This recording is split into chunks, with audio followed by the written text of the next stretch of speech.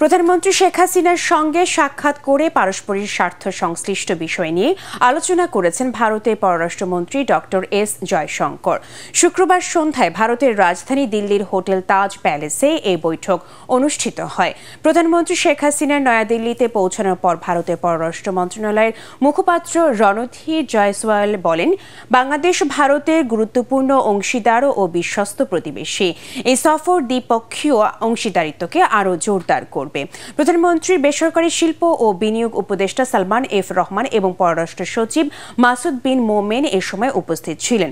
ভারতের প্রধানমন্ত্রী নরেন্দ্র মোদীর আমন্ত্রণে প্রধানমন্ত্রী শেখ হাসিনা ২১ ও ২২ জুন ভারত সফর করছেন। নরেন্দ্র মোদীর সরকার গঠনের পর এটাই শেখ হাসিনার প্রথম দ্বিপাক্ষিক রাষ্ট্রীয় সফর। আগামীকাল ভারতের রাষ্ট্রপতি দ্রৌপদী মুর্মুর সাথে সৌজন্য সাক্ষাৎ করবেন বাংলাদেশের সরকার প্রধান।